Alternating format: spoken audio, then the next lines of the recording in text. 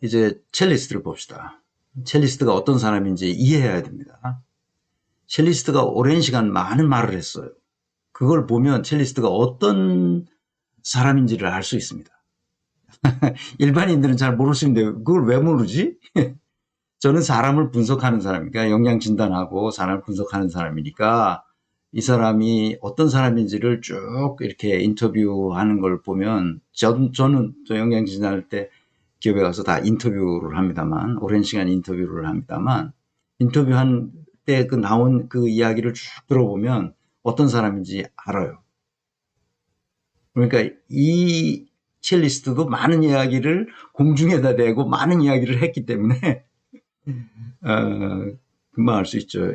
첫 10월 24일 날, 그날 더 탐사에서 보도한 그 내용 몇 가지만 봐도 이분이 어떤 분이다 하는 걸 알 수 있어요. 첫 반송 그것만 가지고도 충분합니다.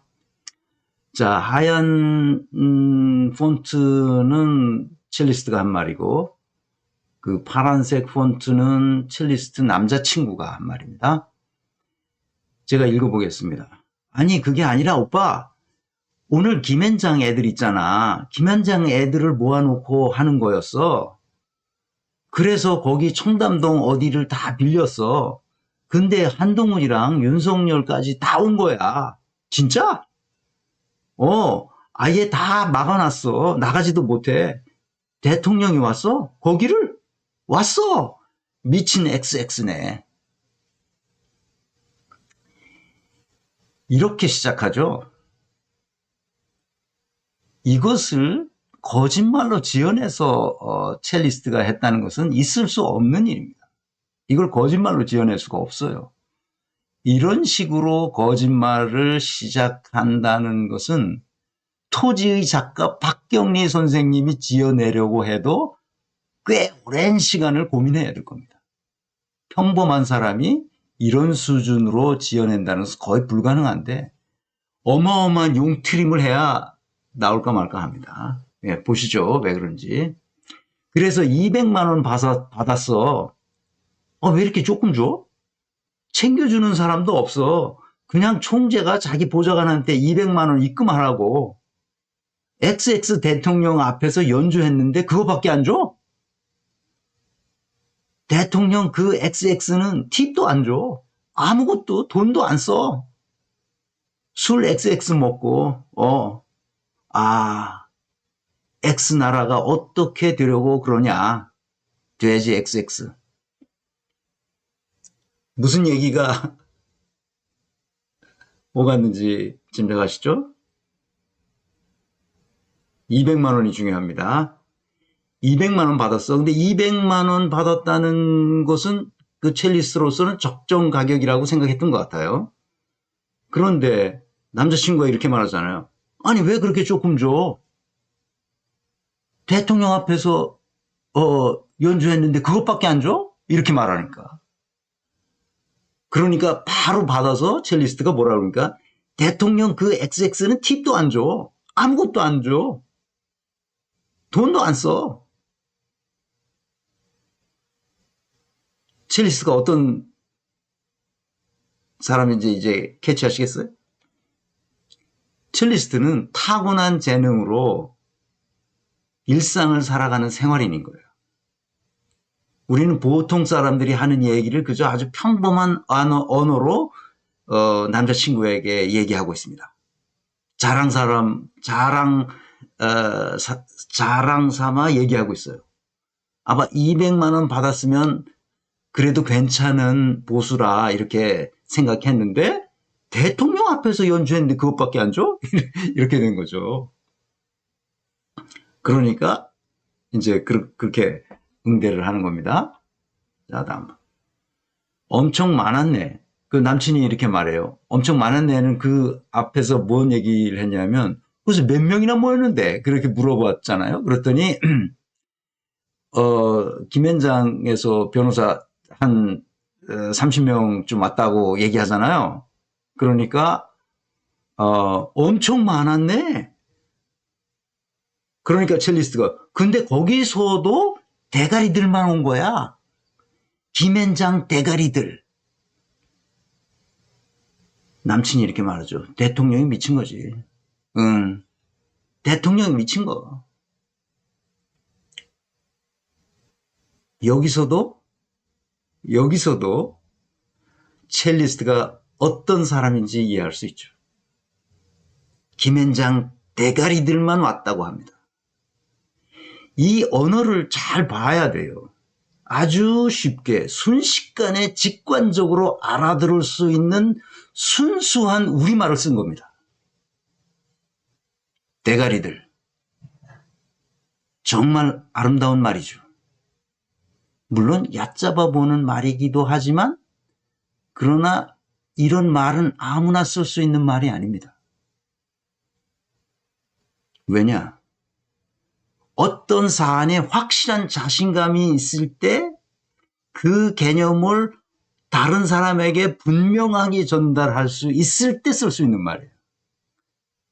자기가 어떤 사람인지 충분히 이해하고 있는 자기를 어떤 사람이 충분히 이해할 수 있는 상대방에게만 쓸 수 있는 말이에요. 사람을 보고 지어낸 거짓말들은 사실은 고운 말입니다. 표준어를 쓰고요.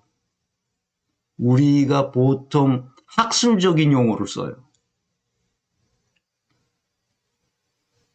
그래서 이 강의할 때 가끔 학술적인 용어를 쓸 때 제가 마음이 불편합니다.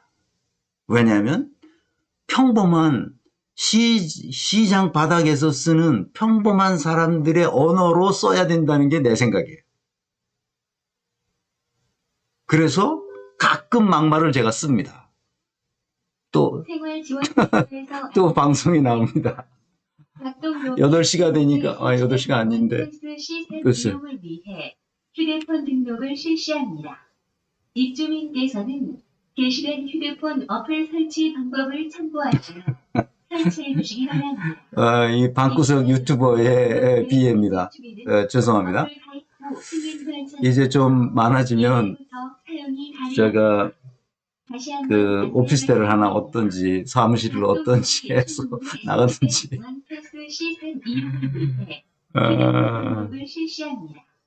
네. 입주민께서는 게시된 휴대폰 어플 설치 방법을 참고하시어 설치해 주시기 바랍니다.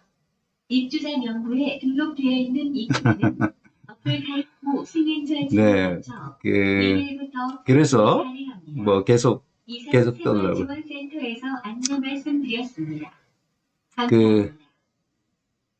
박근혜 말을 보시면 고운 말 씁니다.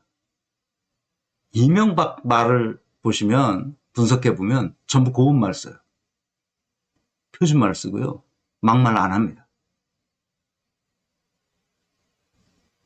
가장 이명박이 한 막말 중에 가장 이 저질스러운 말이 여러분 이거 다 거짓말인 거 아시죠? 하는 그것이 최하수 수준입니다. 다 좋은 말 써요. 그런데 뭐 했어요? 국가를 수익 모델로 자기 비즈니스를 한 사람입니다. 다 쌩 거짓말 했죠. 박근혜는 어떻습니까? 그 고운 말만 쓰는 사람이 국가를 어떻게 했어요? 완전히 국정농단을 했죠. 거친 말이냐 고운 말이냐가 중요한 게 아니라 중요한 것은 명확한 의사소통이 되느냐의 문제예요. 이해하셔야 됩니다. 이게. 그래서 김앤장 대가리들만 왔다고 말하는 거예요. 아주 정확한 말이죠.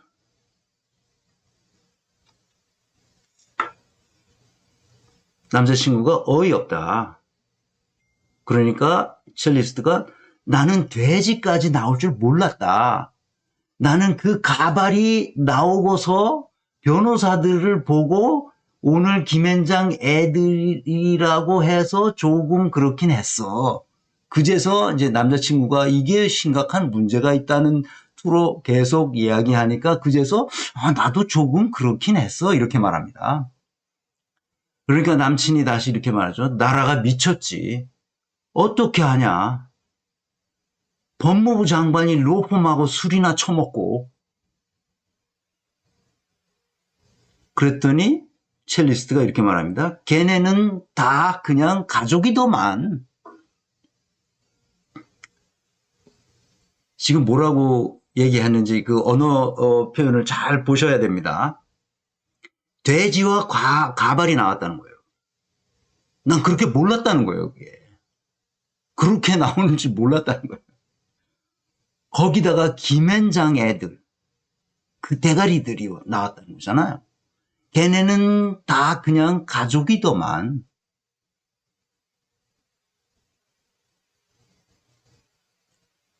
다 이미 알고 있는 사람들이었다 이거예요. 그러니까 남자친구가 그게 말이 되냐?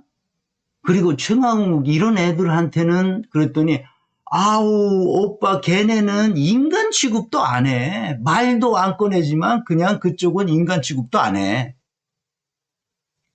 자, 그러니까 남친이 이렇게 말하죠. 그러니까 이게 말이 되냐고. 내가 보기엔 진짜 사람에 따라 다른 것 같아.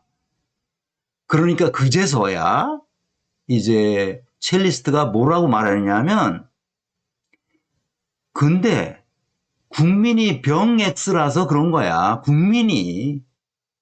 그러니 남친이 그제서야 이제 맞장구 치죠. 그렇지. 첼리스트가 내가 볼 때 국민들이 진짜 병 X야. 아니 이럴 줄 알았지. 그리고 그때 근데 이래도 정신을 못 차려. 그렇지. 그때도 한 번 그 술집에 들켜가지고 사진 유포된 적 있었잖아. 그래. 그것도 그냥 한 번 걸린 거지. 맨날 다닌 거야. 내가 볼 때는. 무슨 말인지 아시겠죠? 첼리스트가 어떤 생각을 가지고 있는 사람인지 짐작하셨을 겁니다. 자, 거의 끝나갑니다. 뭔 얘기 하는데, 걔네. 이제 궁금한 겁니다. 얘네들이 뭔 얘기를 하는데? 하고 남친이 묻습니다. 아니, 뭐 내용도 없어. 나라 얘기는 안 하지. 절대 그런 것도 없고, 그거 하던데? 그런 거. 짠 할 때, 뭐, 우리는 하나다, 뭐, 이런 거 있지? 구호 외치던데, 구호 술 마실 때, 우리는 하나다. 건배할 때, 건배사를 했다는 거잖아요. 진짜 어이가 없다. 아, 제가 하면서 대통령 건배사하고, 건배사? 그러니까 가소롭다는 거지. 봅시다. 이제 다시 200만 원 얘기가 또 나옵니다. 근데 200만 원이면 나도 그냥 잘 받았으니까 나도 200만 원이면 됐다. 그런 얘기야. 그래도 자리가 그 XX가 올 줄 알았냐고 내가. 대통령도 오고 법무부 장관도 왔는데 아니 뭐 그 정도로 나도 그럴 줄은 몰랐지. 근데 대통령 오고 법무부 장관 온 게 아니라 시간이 늦었으니까 난 더 받아야 되는데 아니 그렇잖아. 늦게까지 대통령이나 법무부 장관이 대수야. 이게 아주 뭘 말해줍니까? 첼리스트가 어떤 사람인지를 아주 정확하게 얘기해주는 대화 장면입니다. 첼리스트는 남자친구 얘기 들어보니까 200만 원을 잘 가진 거야. 그래서 내가 이렇게 밤늦게까지 새벽까지 와서 이 일을 했으면 더 받아야지. 지금 그 얘기를 하는 겁니다. 그런데 남자친구는 그거에 관심이 없어요.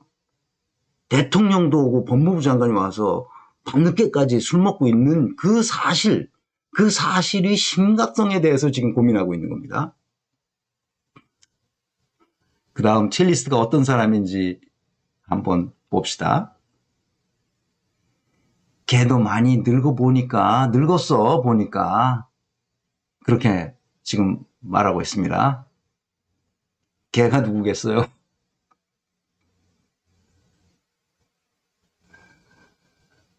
자, 한동훈도? 한동훈이 나보다 4살 어려. 그러니까 걔는 70년대잖아. 73년생이지. 내 후배랑 동년배야. 그러니까 73이랑 비슷한 거잖아. 그렇지요. 걔는 이제 내가 걔도 늙어 보이더라. 실제로 보니까. 어휴, 한심한 XX.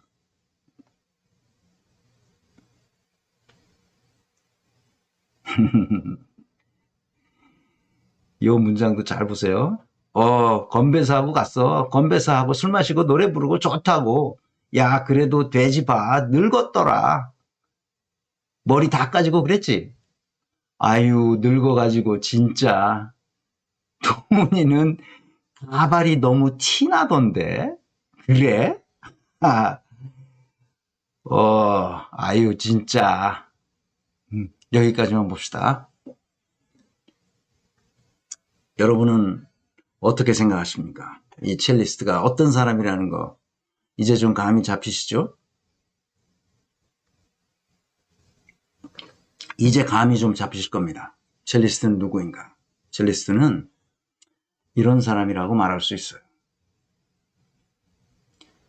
자신이 타고난 재능으로 살아가는 평범한 생활인이에요. 지극히 여성적 감성의 소유자입니다. 상식적인 수준의 사고력을 가지고 있어요. 이것이 첼리스트입니다. 제가 있던 기업에서 제가 여러 업무를 맡았는데 맡은 분야가 아주 넓었었어요.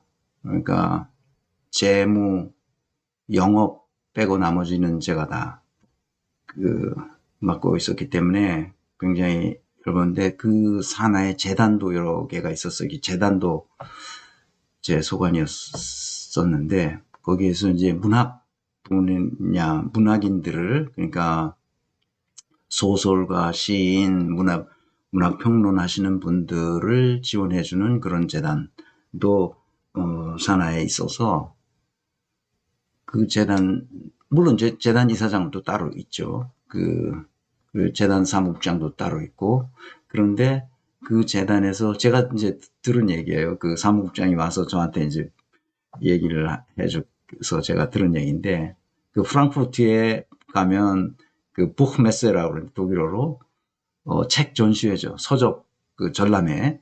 그 아주 세계적으로 유명한 그 전람회인데 거기에 가서 거기에 이제 보내드린 거예요. 거기 가서 무슨 뭐 그런 것 발표해도 딱 감상하시고 그렇게 하라고 그 문학인들을 이렇게 선발해서 이제 보내드렸는데 거기 뭐 사무국장도 같이 갔죠, 당연히. 근데 거기서 무슨 갈등이 생긴 거예요.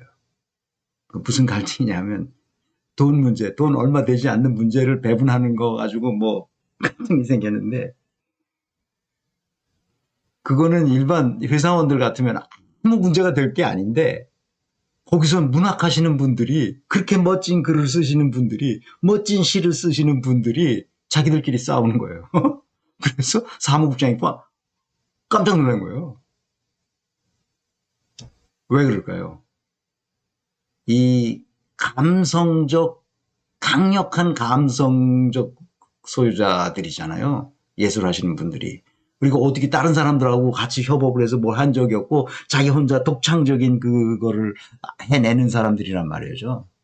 근데 그렇게 뚝심이 있고 끝까지 뭔가를 해내는 이런 사람들이 두 종류 부류가 있어요. 자기 소신대로 인생을 살아가시는 분들이 있는가 하면 아주 센 분이죠.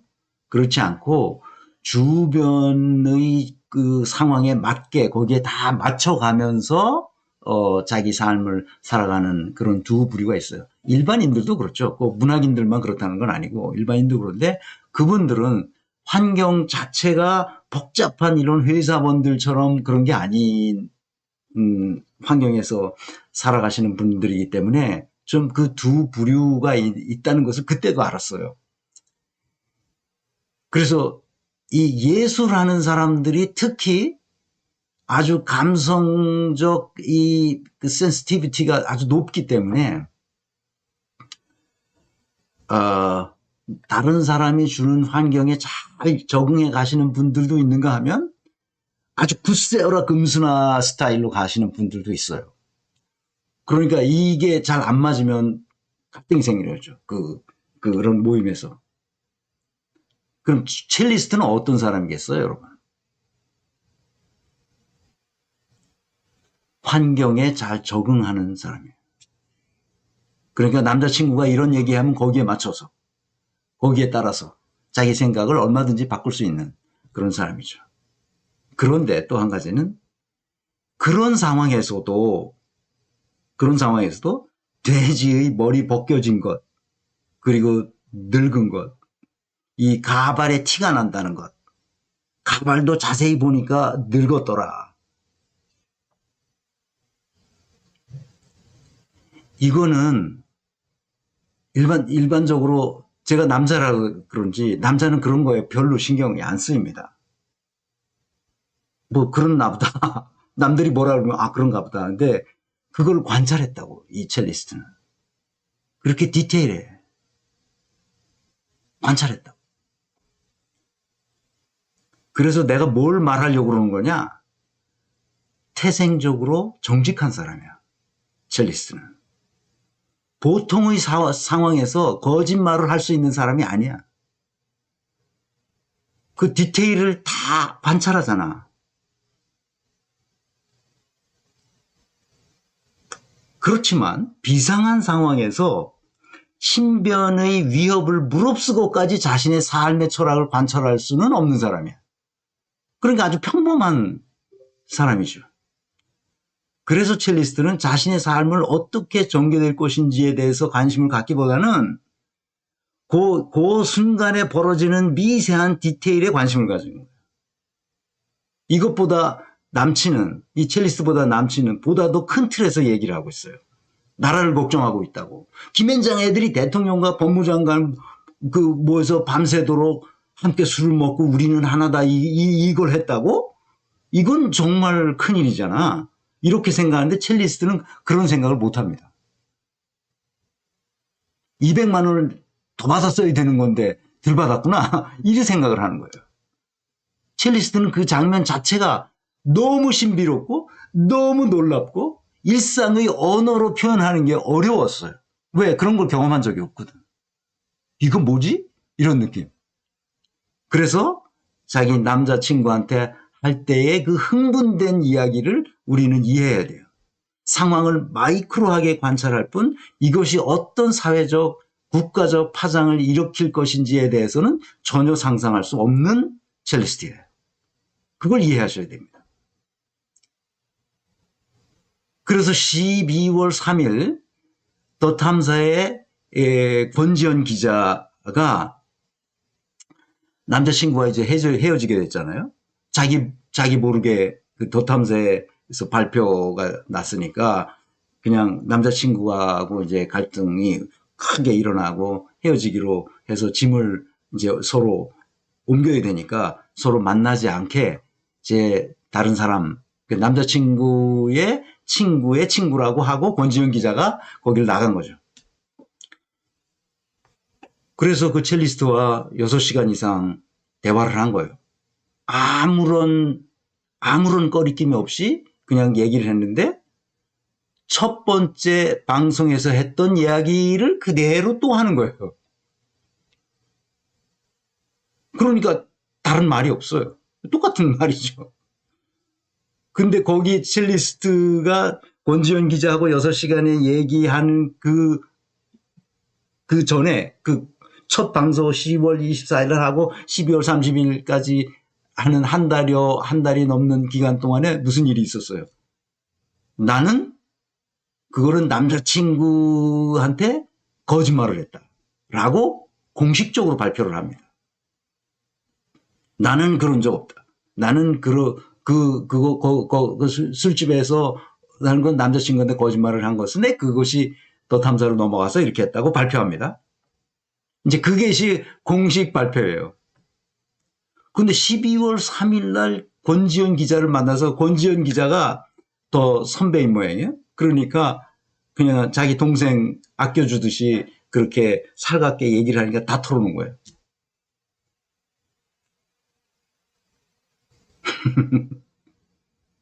그 상황에 따라서 어떻게 첼리스트가 자기 생각을 이렇게 바꿔가는지 이해하시겠죠. 왜 그러면 내가 거짓말을 했다고 첼리스트가 말했나? 압수수색을 당했거든. 압수수색 한번 당하면 그 심정을 이해할 수 있어요. 아니 저는 뭐 압수수색을 당한 적이 없어서 아직 그 심정은 겪어보지는 않았지만 일반적으로 압수수색을 당한 사람들은 그 하늘이 노래진다고. 그러니까 자기가 이 싸워야 되겠다고 생각하다가 압수수색 당하고 포기합니다. 더군다나 자기가 트윗의 비밀 대화방에서 있었던 5명 중에 1명 빼고 나머지 4명이 지속적으로 그냥 가만히 있으라고 말합니다. 그 5명은 다 알아. 왜냐하면 친구들이니까 진실이 뭔지 다 아는 사람들이야. 그러니까 안다고 보고 너는 가만히 있어야 된다. 너는 더 이상 말하면 안 된다. 계속 조국 장관이 법무부 장관인데도 그 가족의 멸문지화 당하는 걸 보지 않았느냐. 가만히 있어라. 말하지 마라. 이렇게 얘기하고 있죠. 그러니까 주어진 환경 조건에 최대한 맞추어 가면서 여성적인 감성이 풍부한데 그것을 타고난 재능과 함께 자기 일에 책임감 있게 살아왔던 생활이니라. 이렇게 보는 거예요. 이해하셨죠, 이제? 그러니까 뭘 기대할 게 없어요. 무슨 민주주의다, 뭐 이런 이념이다, 뭐 진실이 승리한다, 이런 얘기 다 필요 없습니다.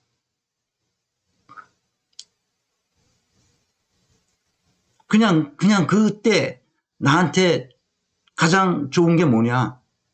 그렇지만 기본 지향점은 이렇게 윤석열이나 한동훈이나 이 윤핵관들이 하는 짓은 도저히 눈뜨고 볼 수 없는 거예요. 특히 김건희가 하는 짓은 눈뜨고 볼 수가 없는 거예요. 같은 여자로서. 그 생각은 가지고 있어요. 그렇지만 자기가 위협당하고 자기가 지금 뭐 피해를 본다든지 가족이 피해를 본다든지 이런 거는 자기가 참을 수 없어요. 이런 거는 내가 그냥 입 다물고 있을 수 있어.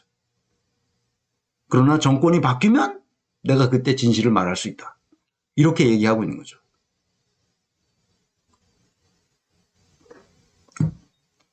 그래서 그 주인공이 누군지를 아는 게 굉장히 중요해요. 이 사건에서. 한동훈은 딱 그거 보고 알았죠. 그 다음에 조연이 있어요. 조연이 있는데